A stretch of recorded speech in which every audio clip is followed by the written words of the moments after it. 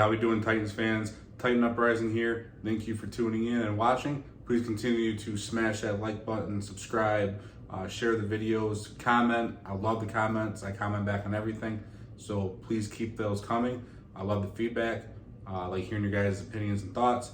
Now, it's kind of a slow period, right, during the off season, which we experience every year. And there's not a lot of stuff going on. You know, we have DeAndre Hopkins, obviously, him saying, I could have made a video on that. DeAndre Hopkins saying, "Oh, I'm gonna retire when I can't produce 1,000 yards anymore as a receiver." Sure, I could have made a video about that, but you know, it's just like a little bit of clickbait stuff. I wanted something that was a little more in depth, and this is gonna be the state of the Tennessee Titans, where we are right now, where we're going, what I think the future holds for us, why you guys should be optimistic as fans, why I'm optimistic as a fan, and I really am. I am optimistic. I try to be when it comes to this team, but you know, I mean, I remember rooting for Jake Locker, guys. So I try to be optimistic with this team.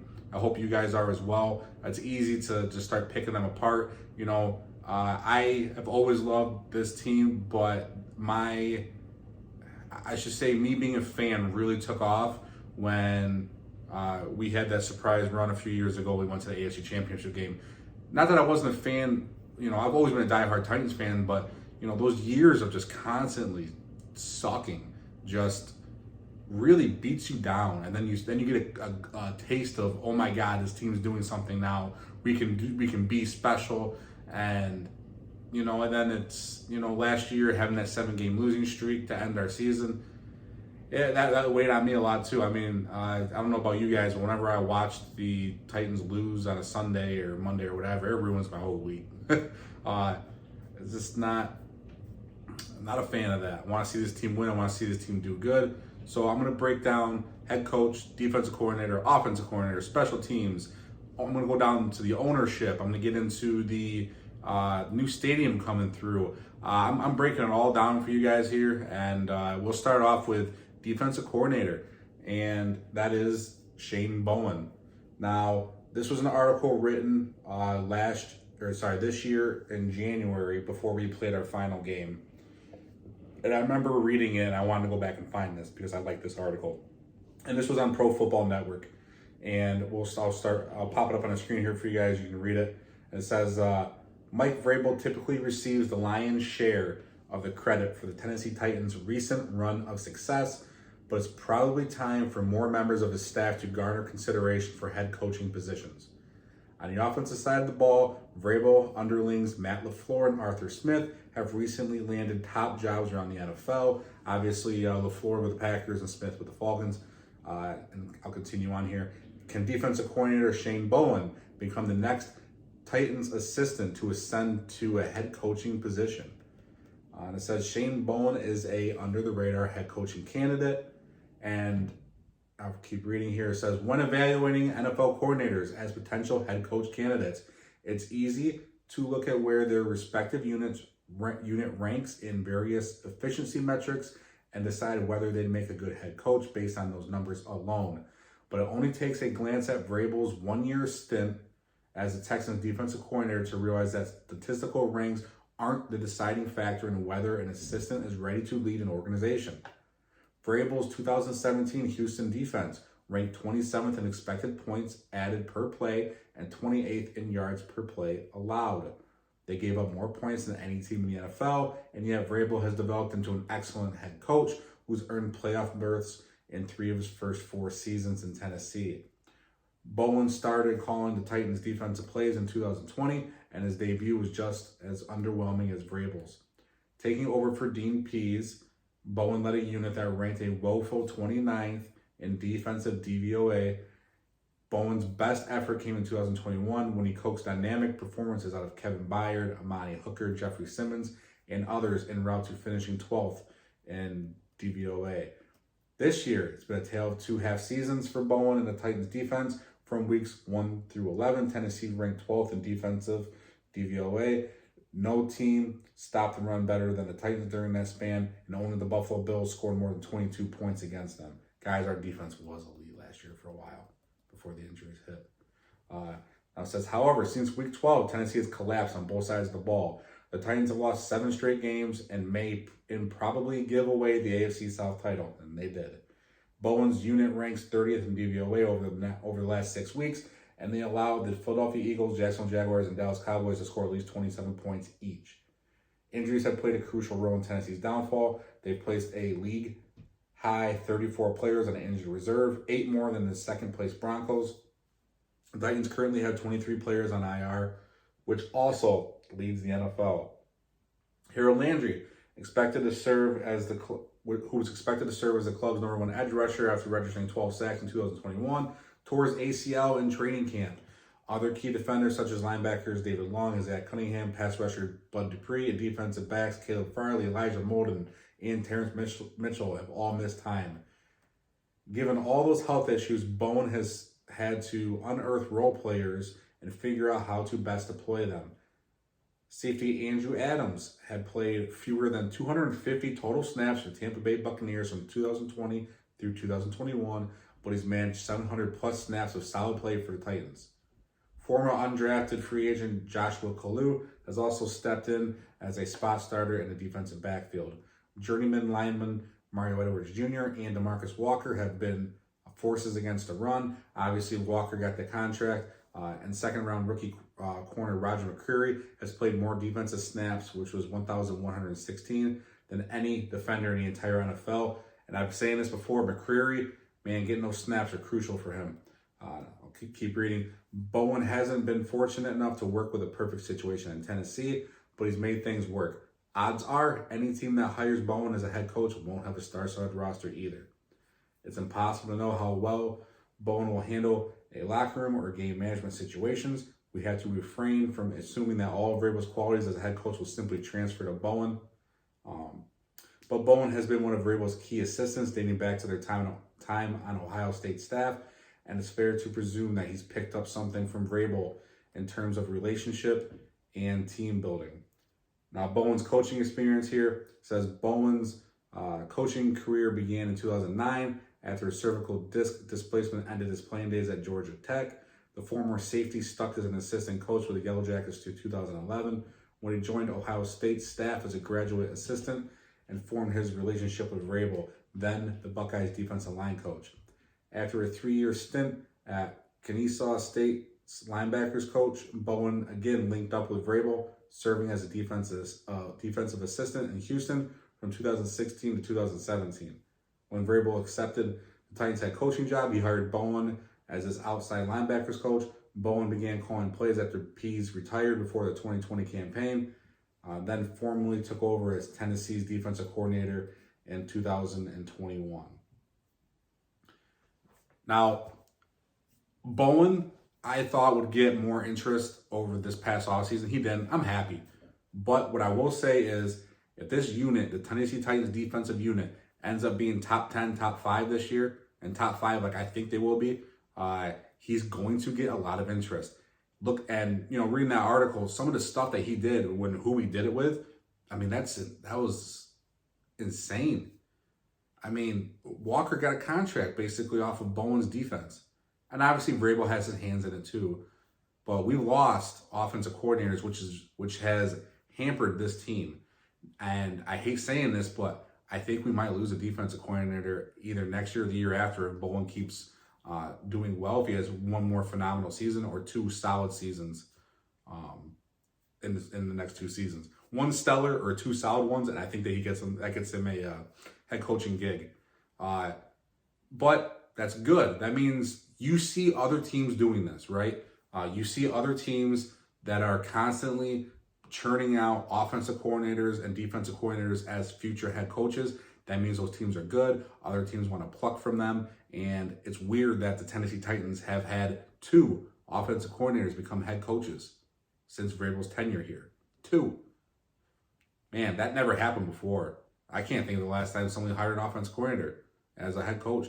I remember not long ago, a while ago, was Jim Schwartz that, was hired as a Lions head coach from Tennessee when he was a defense coordinator. We always had the defense, right? So we lost defensive guys. That's why our offense has been hindering a little bit because we've lost offensive coordinators. And that will lead me into the offense coordinator position, guys, and that being Tim Kelly.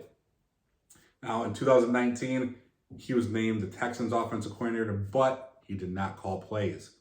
Bill O'Brien did. In 2020, Bill O'Brien gave the play calling duties to Tim Kelly, while also naming Tim Kelly the quarterback's coach.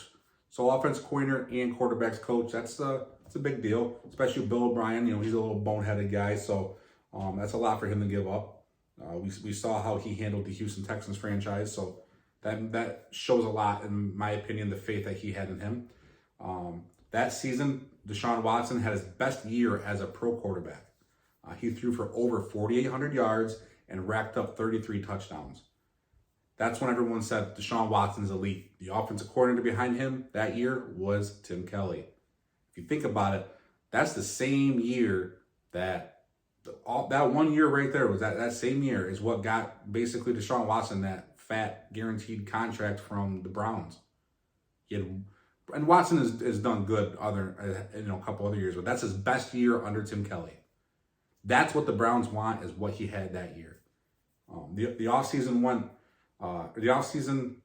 after though, or that offseason I should say, everything went down with Watson, and we know what happened there with the massages, right? And Kelly was kept as the offensive coordinator for 2021 season once Watson was gone. And Vrabel, by the way, tried to interview Kelly, but was denied by the Houston Texans. They said, nope, cannot interview him. Well, screw you, Houston. We're wearing the freaking Oilers jerseys against you, I hope, and that's payback. The Texans did bad that year, but Kelly got the best out of Davis Mills, guys. Davis Mills, obviously not a starting caliber quarterback, but he got the best out of him, because when he was no longer there, his quarterback rating dropped by 10 points the next season, and Davis Mills is obviously right. If Davis Mills was a guy, they wouldn't have been first overall drafting. They wouldn't have been second overall drafting C.J. Stroud this year. I know they wanted Bryce Young, they didn't get him, C.J. Stroud. Now the offense for Tennessee has been rumored to be changing. They've been talking to offensive players, saying that the offense of play calling has been a little simplified, and that's supposed to be a little more quarterback friendly as well as just team friendly in general. In the huddle, you're supposed to be able to hear one word and know what you're supposed to do. Now that's awesome. I'm not sure what Todd Downing's play calling was like. I don't know if it was like reading off a book, but this sounds a lot more simplified, easier to understand. You can get plays off quicker, have a higher up-tempo offense. And so far, the reports and interviews we've been seeing out of Tennessee is that this offense is different, it's more explosive, and they're going to get the ball in the playmakers' hands. I love hearing that. Now, obviously, going off the other article, which we saw earlier, we lost two offensive coordinators to the head coaching jobs, which is what leaves us with Tim Kelly right now, because Todd Downing was absolutely garbage. Now, after Arthur Smith left, I think, Vrabel knew who he wanted. Vrabel wanted Tim Kelly, and we were denied. We were denied Tim Kelly. And that sucks, because I don't think we would have seen some of the collapses and the bad parts, and we might have even had more postseason success with Downing out of here, not in our team. We could have gotten to see Tim Kelly a little sooner. Obviously, if Vrabel likes him, he knows him. He's got my trust a little bit. I obviously want to see him, call some plays first, but Vrabel wanted him. He still ended up getting him anyways down the road. And Todd Downing's finally off the freaking Tennessee Titans, guys. Thank God. Now, we'll get into this guy here, and that is Mike Vrabel. So we've gone defense coordinator, offense coordinator. Now we're going to the big guy, the head coach. And Vrabel is 48-34. That's a 585 win percentage. And he's 2-3 in the playoffs, and that's a 400 win percentage there. And he's also won 11 of 21 challenges. Thought that was just a unique stat. Batting about 500 for that. And in 2021, he was the AP 2021 NFL Coach of the Year. Vrabel's done good, guys. 48-34. Can't complain about that.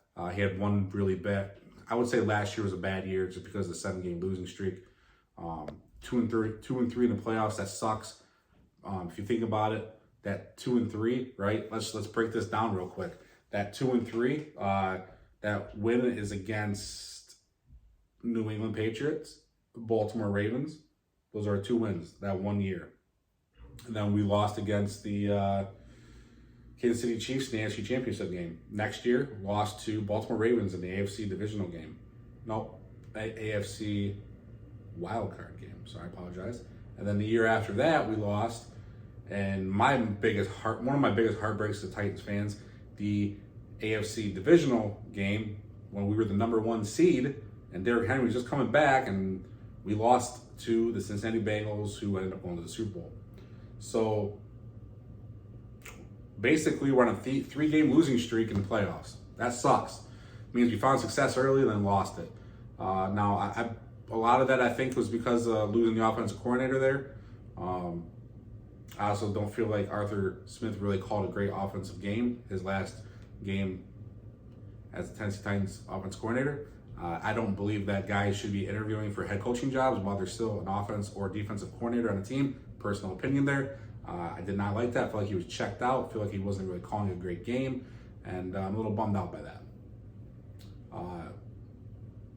So head coach, offense coordinator, defense coordinator, right? Those are the guys we got. Talked about so far. And I'll keep going on Vrabel. Guys want to come here and play for Vrabel. I remember Mahomes said in the Pro Bowl that one of the coaches he liked to play for would be Vrabel. So Vrabel pulls guys in. He's a player's coach. He gets it. He wants older players to rest and not, strain themselves during camp and during practice during the week. He knows how to rest people. He rests Henry, and obviously Henry can give him the ball 40 times a game. He's just as strong in the 40th touch as he was in the first. But obviously that's a credit to his insane training habits and work habits. That guy's an animal. But Vrabel is a big asset for us, guys. He really is. He's a huge asset, and that can't be understated enough. Guys want to play for him, and he calls people out. I mean, look, he called out David Long for having soft tissue injuries. David Long is currently hurt in the Miami Dolphins. He might have been onto something there, right? Now,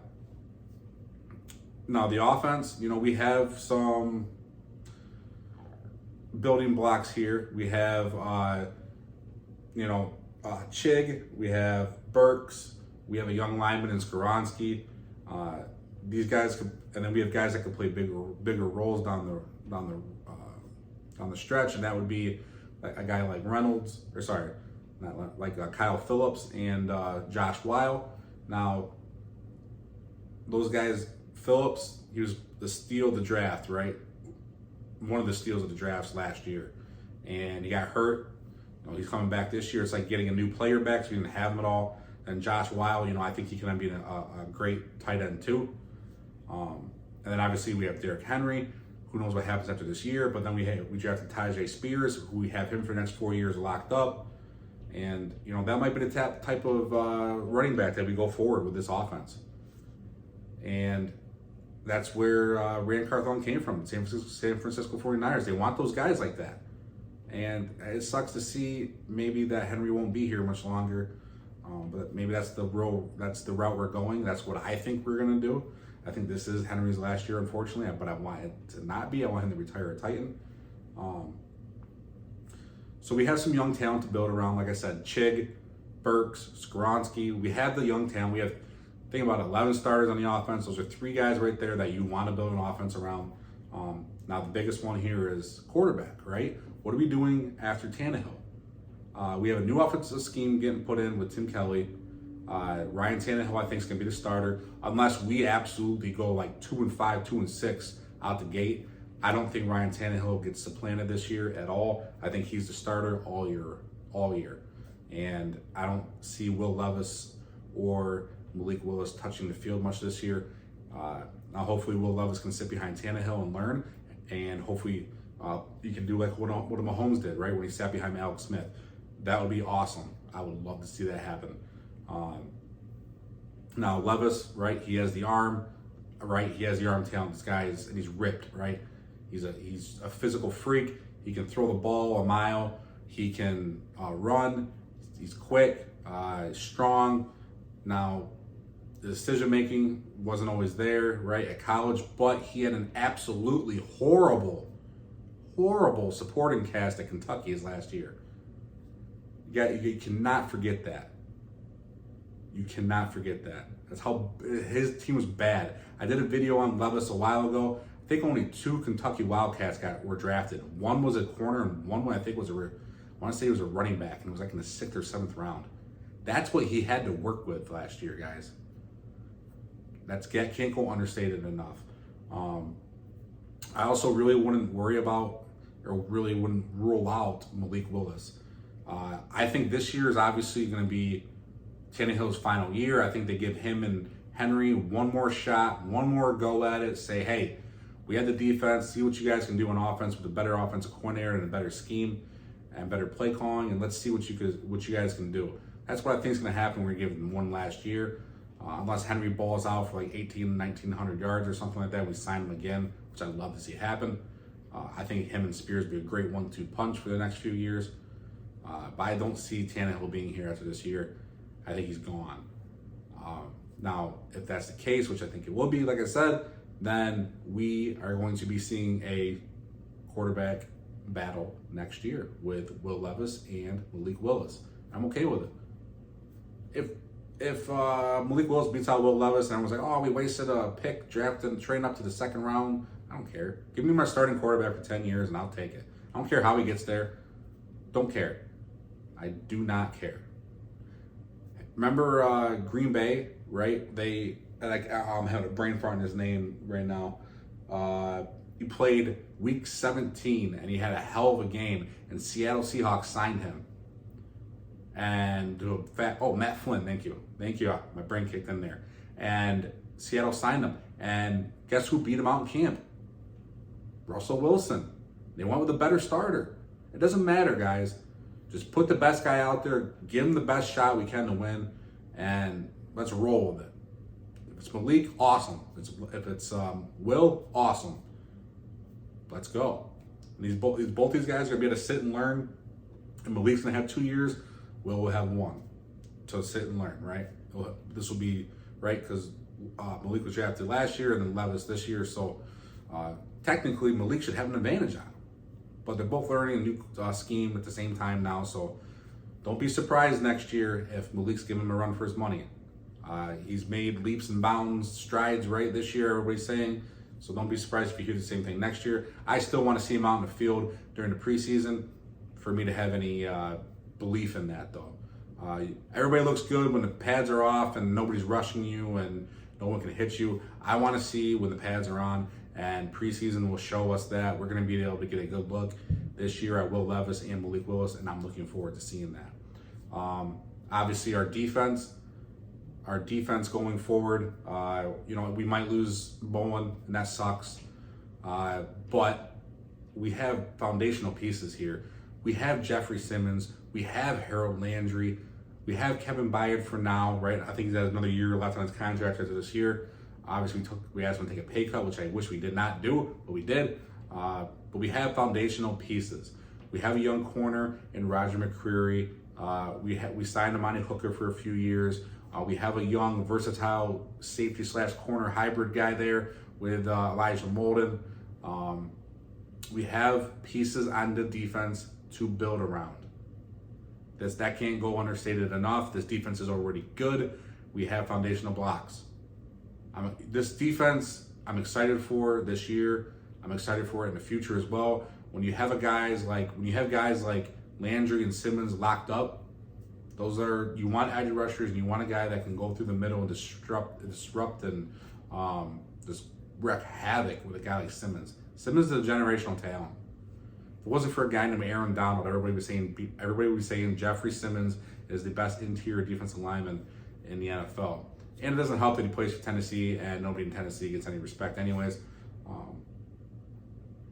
Now, we can talk about special teams here too, guys, going forward. Now, we are set at punter with Ryan Stonehouse. I firmly believe that. He's going to be our punter for the next decade. He's already got stuff in the Hall of Fame. Now let's hope our kicker of the future is either Shudak or Wolf. Both those guys will be battling it out during the camp this year. So hopefully we find our kicker for the next few years. Hopefully they can make a kick over 50. I have more confidence in Wolf being able to do that over Shudak. I think he has a stronger leg. He's less experienced than Shudak is, but competition brings out the best in everybody. So we'll find out who our kicker is this year, and I'm hoping they're better than Fat Randy, because he could not make a kick over 50 yards, and it's pitiful. When we play good defense and we are traditionally a run-first team, you need a guy that can kick the ball 55, 60 yards. You need to. You need to do it. That's the way we played. We have a great punter, flip field position all the time. You need a kicker to help out too. So that'll be interesting to see how the camp goes this year. So talk head coach, offense coordinator, defense coordinator, special teams. Kind of like the state of the Tennessee Titans, where we're at, where I think we're heading. Like I said, the only changes I see coming right now might be Bowen getting a head coaching job if the defense is elite this year and then next year.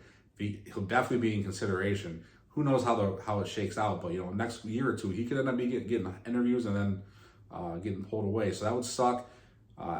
Tim Kelly, depends on how he does this year. He can end up getting pulled away too if the offense really takes off. If someone turns the Tennessee Titans offense into like a top 15 unit, they're gonna be like, oh my God, this guy's a miracle worker. Sign him. Sign him right now, right?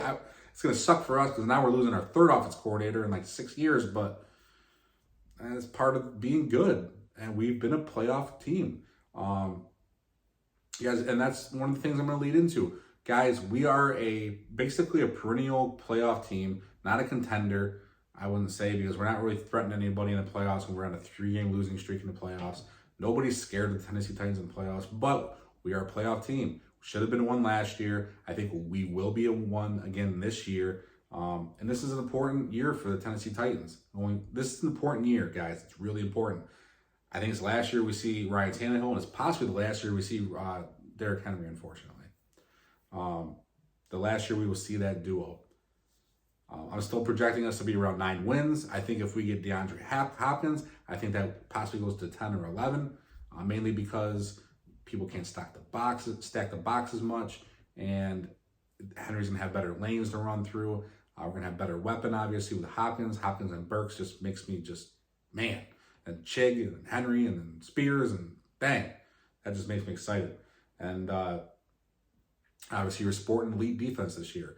And the reason I'm saying that is because we're not going to have a top pick next year. So leads me back into what I said earlier. It's going to be Willis and it's going to be Levis, and they're going to be competing for the offensive, the head honcho quarterback position next year, guys. And also next year we have around 120 projected right now, $1 million in cap. That is insane. So Ran Carthon has done a lot this year with very limited resources. He did not have cap space. He did not have draft picks. And he's managed to piece together an offensive line that seems okay. Seems like it can compete. Sucks for losing MPF for 6 weeks, 6 games. But that is what it is. Can't. Hopefully he wins that appeal. That'd be great. But Ran is doing his best right now with what he was given. And the cap that he's going to have next year, now you can surround a guy like Will Levis, or if it's even Malik, you can surround those guys with talent. Go get the top flight offensive lineman coming off free agency next year. Go get another weapon. Try and do like what other teams have been doing in the offseason. They have the money. Jacksonville Jaguars spent a boatload of money last offseason, and it looks like it paid off. They made the playoffs. So we have 120 million. We have the new GM there with Ran Carthon. Let's see what he can work with. I'm excited for him going forward. Seems like a players or a GM for the players, kind of like how Vrabel was a head coach for the players. And the Titans are also, we're anticipating a $2.1 billion stadium in Nashville for the 2027 season. That will be breaking ground next year. There's optimism there. We're gonna have new stadium. Hopefully it's Will Levis running the show. We can have him as the head guy and, star quarterback going forward with a new stadium. Let's hope this plays out. I'm optimistic that this could happen. We have a hell of a head coach. We have a hell of an owner on Amy Adams Strunk. Cannot give her enough credit. She's bringing back the Houston Oilers jerseys this year. There's talks we're going to wear them against the Houston Texans, which is even better. That, man, it makes me happy if we do that. It really piss off Houston fans. Sorry, guys, it's not your history. Houston Oilers moved to Tennessee, became the Tennessee Oilers, then the Tennessee Titans, and then the Houston Texans, excuse me, are an expansion team. How the heck, you don't own the rights to that. Sorry. And, sorry. And Amy Adams, can't give her enough credit. She wants to bring a championship to Nashville. She's putting the work in. She built that new little bubble dome for practice. She's taking care of the players. Like a guy like Simmons. I think she wanted to take care of someone like A.J. Brown, and then J-Rob screwed that up. And that's why he got fired. I think she wants to take care of her players, and she has shown that with Simmons. And I think she tried to do it with Brown, and that just did not go at all how it was supposed to. Like I said, we're a regular playoff caliber team with a great head coach, great owner, new GM, boatload of cap next year, a new stadium coming through in 4 years. It's a great time to be a Tennessee Titans fan, and it's an exciting time to be a Tennessee Titans fan. Make sure, I have not been to Nissan Stadium. I need to go at least once before the new stadium's opened, and I will let you guys know what game that is when I go to it. I would prefer it to be Texans, Jaguars, or Colts. Preferably. I think it'd be cool to see Anthony Richardson out there, see what he can do. I think that'd be a fun game to go watch. I don't know if it's this year or next year, but I will go out there before that new stadium is built. And I hope if you guys haven't, I hope you do too. That's it for me today. If you guys have been feeling a little down on the Tennessee Titans, I hope this gave you some extra motivation and or optimism to feel good about them. We're in a good state. We're not in. I saw a Bleacher Report article that said we're failing to rebuild. We're not rebuilding. We're retooling, as they say. I think Tennessee's a playoff team this year. It really rides on the offense. I think the defense is going to be elite. Guys, be optimistic. Be happy for this team. We're going to shock some people this year. As you all know, we love being the underdogs. But that's it for today. Please continue to like, share, subscribe, comment down below. Are you excited for the Tennessee Titans going forward as much as I am? If you are, let me know. Comment down below, and we'll talk soon, everybody. Tighten up.